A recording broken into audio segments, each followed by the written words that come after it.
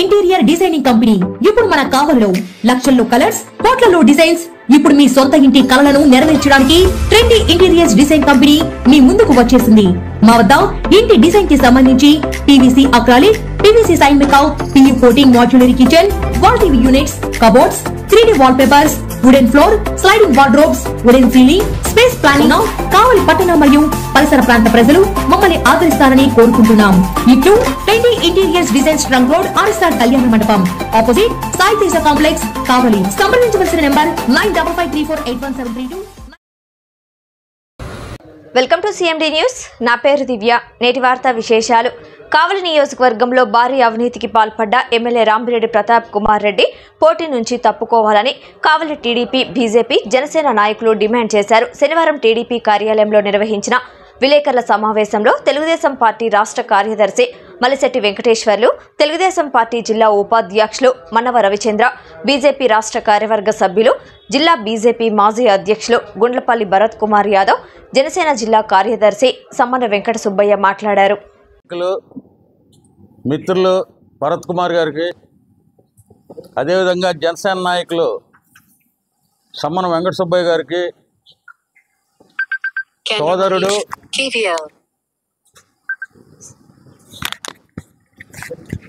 రాష్ట్ర తెలుగుదేశం పార్టీ కార్యదర్శి మలిశెట్టి వెంకటేశ్వర గారికి, ఇక్కడికి విచ్చేసిన ప్రింట్ అండ్ ఎలక్ట్రానిక్ మీడియా సోదరులందరికీ నా హృదయపూర్వక నమస్కారాలు తెలియజేస్తూ, ఈరోజు మన స్థానిక శాసనసభ్యుడు ప్రతాప్ కుమార్ రెడ్డి గారి నుంచి ఆయన గురించి చెప్పాలంటే మనకు రోజులు చాలు, నెలల తరబడి పడుతుంటాయి. ఇప్పుడు మన భరత్ ఇప్పిన చిట్ట కొంతే ఇటువంటి పుంకాలుగా ఉన్నాయి. ఈయన 2014లో శాసనసభ్యులుగా గెలిచే పాపం అయ్యా నేను ప్రతిపక్షంలో ఉన్నానయ్యా, అధికార పార్టీలో లేను, అధికార పార్టీలో కనుక ఉంటే మొత్తం కావాలని తల్లకిందులు చేసి బెంగళూరుని చేసేవాడిని అని పాపం నంగి కబుర్లు చెప్తా వచ్చే 2019లో అబద్ధాలు చెప్పి పాపం ప్రజలను వంచి పేద బడుగు బలహీన వర్గాలని, మైనారిటీ వర్గాలందరినీ వంచి అక్కడ జగన్మోహన్ రెడ్డి ఎట్లా అధికారంలోకి వచ్చాడో ఇక్కడ తన నంగి మాటలతో అదే రకంగా శాసనసభ్యుడిగా గెలవడం జరిగింది. గెలవంగానే ఇంక మొదలైంది. వైసీపీ వాళ్ళు విధ్వంసకర పాలన చేయడానికైతే రెడీ, కానీ రాక్షస పాలన, గూండాయిజం, విధ్వంసకరమైన పాలన, వ్యవస్థలను నాశనం చేయటం, వీటిల్లో అక్కడ జగన్మోహన్ రెడ్డి దగ్గర నుంచి ఇక్కడ మన శాసనసభ్యుడు ప్రతాప్ కుమార్ రెడ్డి గారి దాకా అందరూ సిద్ధహస్తులే. సోదరుడు చెప్పినట్టుగా, భరత్ చెప్పినట్టుగా ఇక్కడ రాజారెడ్డి రాజ్యాంగం అమలు చేయడంలో అందరికన్నా ప్రతాప్ రెడ్డి ముందు ఉన్నాడు. మన శాసనసభ్యులు ప్రతాప్ రెడ్డి గారు అందరికన్నా చాలా ముందు ఉన్నాడు. అధికారం రాగానే అప్పటిదాకా ఎంతో సౌమ్యుడు, చాలా మంచివాడు అనుకున్న ప్రతాప్ రెడ్డి గారు విశ్వరూపం బయటకు వచ్చేసింది. ప్రతిపక్ష నాయకులు వాళ్ళ ఆఫీసుల మీద దాడి చేయటం, వాళ్ళ మీద ఎస్సీలు కేసు పెట్టేయటం, మహిళా కౌన్సిలర్లను కూడా చూడకుండా వాళ్ళ మీద కూడా ఈ 307 కేసులు పెట్టేయటం, అదే రకంగా మన మలిశెట్టి వెంకటేశ్వర కార్యాలయం మీద దాడి చేసి అక్కడ ఫర్నిచర్ ఇదంతా ధ్వంసం చేసి అతని పైన మళ్ళా ఎస్సీ కేసు పెట్టించడం, అదేవిధంగా మహిళలన్నా జనరల్గా రాయలసీమ సంస్కృతి ఎట్లా ఉంటుందంటే పిల్లల్ని గౌరవిస్తారు. ఇక్కడ అది కూడా లేదు. ప్రతాప్ రెడ్డి గారి పాలనలో మహిళలను కూడా చూడకుండా అసభ్యకరమైన పదజాలం వాడటం, ఇళ్ల చుట్టూ తిరిగి భయభ్రాంతులు చేయటం, ఇదంటాయా ప్రతాప్ కుమార్ రెడ్డి గారు నీ పాలన? నువ్వా? నీతి గురించి, నిజాయితీ గురించి మాట్లాడేది నువ్వా? చెప్పాయా ప్రతాప్ రెడ్డి గారు?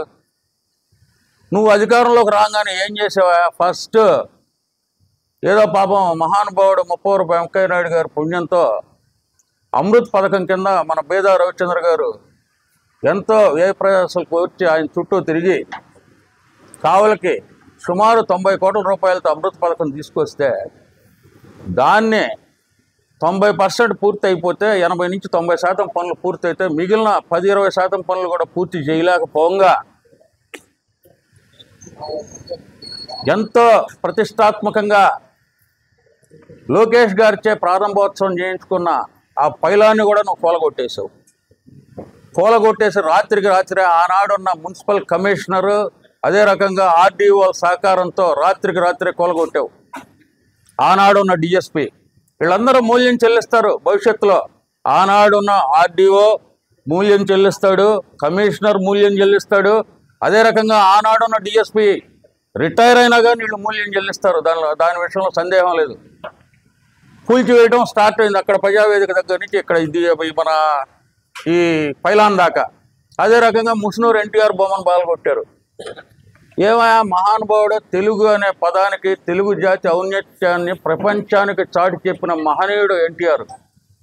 కుల మతాలకు అతీతంగా, రాజకీయాలకు అతీతంగా తెలుగు భాష తెలుగు ప్రజలందరూ ప్రపంచవ్యాప్తంగా ఎక్కడున్నా కానీ అమితంగా గౌరవించే మహానుభావుడు, ఆంధ్రుల ఆరాధ్య నటుడు ఆయన.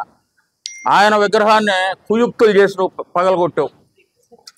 ఈ రకంగా నువ్వు అన్నీ ధ్వంసం చేయటమే కాకుండా వ్యవస్థలను నాశనం చేసావు. పోలీస్ వ్యవస్థను నీ గుప్పెట్లో పెట్టుకున్నావు, రెవెన్యూ వ్యవస్థను నీ గుప్పెట్లో పెట్టుకున్నావు. రెవెన్యూ దగ్గర మామూలు వసూలు చేసావు నువ్వు. అదే రకంగా పోలీసులు జనరల్గా వసూలు చేస్తారు. ఇక్కడ రివర్స్, పోలీస్ దగ్గర కూడా నువ్వు నెల మామూలు వసూలు చేసావు. సబ్ రిజిస్ట్రార్ ఆఫీసు ఒక్క ఆఫీసు నువ్వు వదిలిపెట్టలా.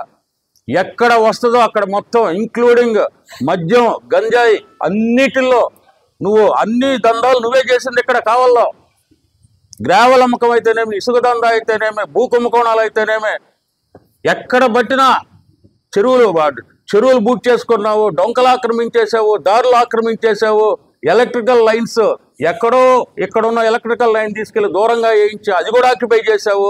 ఎలక్ట్రిసిటీ డిపార్ట్మెంట్ ఏం చేస్తుందో నాకు అర్థం కాల. ఇవన్నీ ఒక ఎత్తు అయితే సుకుమార్ రెడ్డి అవినీతి పరుడు, నేను చాలా నిజాయితీ పరుడు, సుకుమార్ రెడ్డి అవినీతి నాకు అంటకూడదని సుకుమార్ రెడ్డిని దూరంగా పెట్టాను అన్నావు. ఓకే, మళ్ళీ ఇంకో కృష్ణుని తీసుకొచ్చి పెట్టావు ఆయన ప్లేస్లో. ఆయన ద్వారా నీ గ్రావెల్ దందా, ఇసుక దందా మళ్ళీ మొదలు పెట్టావు. ఈ ఇసుకనే మాఫియా ఎట్లాంటిదంటే సముద్రపు ఇసుక, మామూలు ఇసుక కలిపి మిక్స్ చేసి ఇదొక పెద్ద కుంభకోణానికి తెరలేపావు నువ్వు. రోజు నీకు ఎంత డబ్బులు కావాలయా?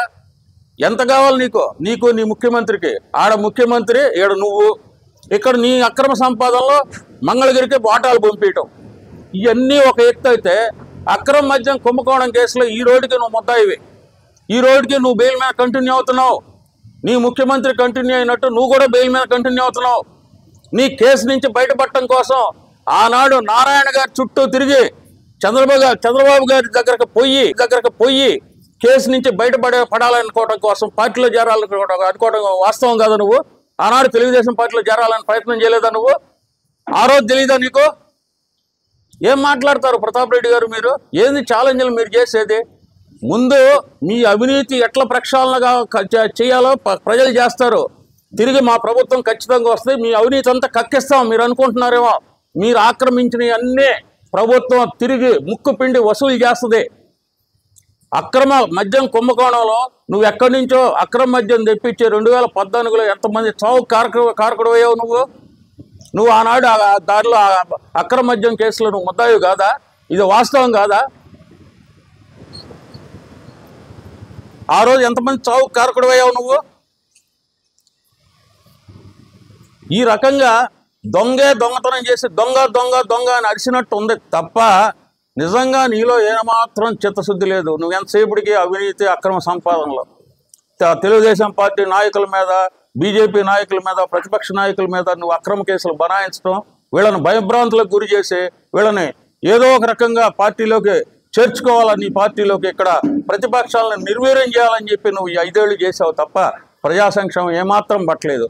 అన్నా క్యాంటీన్ మూసేసావు, ఆడేదో ప్రెస్ క్లబ్ అని స్టార్ట్ చేయించావు. అది కూడా ఆ కుంభకోణం కూడా మేము పార్టీ రాగానే ఖచ్చితంగా బయటికి లాగుతాం. దానికి ముక్కు పిండి వసూలు చేపిస్తాం బాధ్యుల దగ్గర. ఇవన్నీ చాలా ఉన్నాయి. నువ్వు పెద్ద పత్తిత్తు అయినట్టుగా ఇక్కడ ఆయన అట్లా ఈయన ఇట్లా అంటున్నావు. కావ్య కృష్ణారెడ్డి మీద చిన్న క్రిమినల్ యాక్టివిటీస్ లేవు. తను మొదటి నుంచి సౌమ్యుడు. నువ్వు గూండాయిజం, రౌడీజం మెత్తగా వ్యవహరిస్తూ నువ్వు ఎంకరేజ్ చేస్తుంది. నువ్వు వచ్చిన తర్వాతనే ఇక్కడంతా గూండా రాజ్యం అయింది. పోలీసుల్ని పోలీస్ వ్యవస్థ నీ చేతుల్లో పెట్టుకొని వాళ్ళని నీ తొత్తులుగా మార్చుకుని మొత్తం ప్రతిపక్ష నాయకులను భయభ్రాంతులకు గురి చేసావు నువ్వు. అయినా నీ ఉడతూపులకు ఎవరు బెదరలా. ఇక్కడ మాకు మంచి అభ్యర్థి దొరికాడు, కావ్య కృష్ణారెడ్డి, తెలుగుదేశం, బీజేపీ, జనసేన ఉమ్మడి అభ్యర్థిగా కావలి నియోజకవర్గాన్ని సస్యశ్యామలం రాబోయే రోజుల్లో చేయడానికి, నిన్ను తరిమి కొట్టడానికి ఇక్కడ కావ్య కృష్ణారెడ్డి వచ్చాడు. అదే రకంగా విజయసాయిరెడ్డి ఆట కట్టించడానికి అక్కడ మన ప్రభాకర్ రెడ్డి గారు వచ్చారు. ఖచ్చితంగా వీరిద్దరి గెలుపు ఖాయం. మీకు మీ రోజులు దగ్గర పడ్డాయి. ఖచ్చితంగా మీ అవినీతి సొమ్మంతా కక్కిస్తాం. ప్రజలంతా మీ బండారం గ్రహించారని తెలియజేస్తూ సెలవు తీసుకుంటున్నా. అందరికీ నమస్కారం. ఇక్కడికి ప్రెస్ మీట్కి వచ్చిన తెలుగుదేశం రాష్ట్ర కార్యదర్శి మలిశెట్టి వెంకటేశ్వర్లు గారు, తెలుగుదేశం జిల్లా ఉపాధ్యక్షులు మల్లవ రవిచంద్ర గారు, అదేవిధంగా బీజేపీ మాజీ నెల్లూరు జిల్లా అధ్యక్షులు భరత్ గారు, ఇక్కడికి వచ్చిన ప్రింట్ మీడియా, ఎలక్ట్రానిక్ మీడియా మిత్రులందరికీ నమస్కారాలు. ఈరోజు కావ్య కృష్ణారెడ్డి కావల్లో పెడుతున్నాడు ఉమ్మడి అభ్యర్థిగా తెలుగుదేశం తరఫున, జనసేన తరఫున, బీజేపీ తరఫున అంటేనే అవతల ఒక రకమైన వణుకు స్టార్ట్ అయిందని ఈ సందర్భంగా నేను తెలియజేస్తున్నాను. ముఖ్యంగా కావలిని నేను అభివృద్ధి చేశాను అని ఒక ఛానల్ అయితే మూకదంపిడిగా ఒకే విధంగా రోజు ఒకటే రకంగా చెప్తా ఉంటుంది. ఏ రకంగా ఇక్కడ అభివృద్ధి చేశారని నేను అడుగుతూ ఉన్నాను. ట్రంక్ రోడ్డు ఏదో బెంగళూరు లాగా చేస్తానని చేస్తూ మధ్యలో ఆపేశారా? అదేవిధంగా మందాడి చెరువు 100 ఎకరాల్లో మీ అనుయాయులు కబ్జాలు చేసి ఇక్కడ కేవలం 10-15 ఎకరాలు తీసుకొచ్చారా? అదేవిధంగా అన్న చెప్పినట్టు తుమ్మలపేట రోడ్డు 8 కిలోమీటర్లు ఎక్కడ కూడా గోచిపాతంత తార్ రోడ్డు లేదు. మొత్తం మీ అనుయాయులు, మీ కాంట్రాక్టర్స్, మీ వాళ్ళందరూ అక్కడ రియల్ ఎస్టేట్ చేసి రాత్రింబవళ్ళు టిప్పర్స్ తిప్పి అక్కడ రోడ్డు ఎంత బదనాలు చేశారంటే అంత బదనాలు చేశారు. ఎక్కడన్నా ఒక తార్ రోడ్డు కొద్దిగా కనబడుతుందా? వర్షం వస్తే అక్కడ నీళ్లు వచ్చి టౌన్లోకి వస్తున్నాయి. ఎక్కడ కూడా ఇళ్లలోకి వచ్చి ప్రతి ఒక్కరూ ఆ నీళ్లతో ఇబ్బంది పడుతున్నారు. పాములు వస్తున్నాయి, పురుగులు వస్తున్నాయి. అలాంటి సందర్భాలు ఎన్నో చూశాము. అదేవిధంగా మంచినీరు 3 రోజులకు ఒకసారి, 4 రోజులకు ఒకసారి వస్తూ ఉన్నాయి. ప్రతిరోజు వస్తే కానీ మంచినీళ్ళు వచ్చేసి ప్రతి ఒక్కరూ అన్ని విధాలుగా ఉంటారు. కానీ మంచినీళ్ళు అనే మాట ఇక్కడ 3 రోజులకు ఒకసారి, 4 రోజులకు ఒకసారి వస్తున్నాయి. మంచినీళ్ళు లేకపోతే ఎంత ఇబ్బందో అందరికీ తెలిసిన విషయమే. కానీ వస్తున్నాయా? డ్రైనేజీ ఎంత చండాలంగా ఉందంటే అంత చండాలంగా ఉంది. ఏ కాలం చూసినా, ఎక్కడ చూసినా కానీ పందులు, ఆవులు ఏమి స్వైర విహారం చేస్తూ ఉన్నాయి. కావలిని ఇంత దరిద్రంగా చేసిన మీరు కావలిని అభివృద్ధి చేశామని డప్పులు కొట్టుకోవడం ఎంతవరకు కరెక్ట్ అని నేను అడుగుతా ఉన్నాను. అదేవిధంగా ఈ మధ్యకాలంలో పిఠాపురంలో మా పవన్ కళ్యాణ్ నువ్వు ఏ విధంగా ఏదో ఒక రకంగా ఓడించాలని అక్కడ దొంగ ఈవీఎం మిషన్స్ తీసుకొచ్చి అక్కడ ఏదో చేయాలి, ఆయన్ని ఓడించాలి అని తపన పడుతున్నారు. అది మీ వల్ల కాదని ఈ సందర్భంగా నేను తెలియజేస్తున్నాను. అదేవిధంగా కావలి ప్రజలకు, ఇక్కడున్న అందరికీ, ప్రతి ఒక్కరూ ఇక్కడ వాళ్ళ దొంగ ప్రయత్నాలకు ఎక్కడికెక్కడ మనము ఆపాలని, ఏమాత్రం మనం ఏమారితే మనల్ని ఏమారుస్తారని ప్రతి నిమిషం అలర్ట్గా ఉండి వాళ్ళను తిట్టుకోవాల్సిన అవసరం ఎంతైనా ఉందని ఈ సందర్భంగా నేను తెలియజేస్తున్నాను. అదేవిధంగా కావలి ఉమ్మడి అభ్యర్థి కావ్య కృష్ణారెడ్డి గారిని, అదేవిధంగా ఎంపీ అభ్యర్థి వేమిరెడ్డి ప్రభాకర్ రెడ్డి గారిని ఇద్దరిని గెలిపించవలసిందిగా నేను కోరుకుంటూ సెలవు తీసుకుంటున్నాను. కావలిలో మొట్టమొదటిసారిగా మగవారి సౌందర్యం కోసం lotus salon and men's beauty parlour. మా వద్ద facials, hair spa, baby hair straightening, bleaching, face pack చేయబడును. Fruit facial, gold facial, diamond facial, wine facial మా ప్రత్యేకత. అన్ని ఫేషియల్స్ పై 25% డిస్కౌంట్. మా అడ్రస్ వేమూరి ఫర్నిచర్ ఎదురు, తుమ్మలపేట రోడ్, కావలి.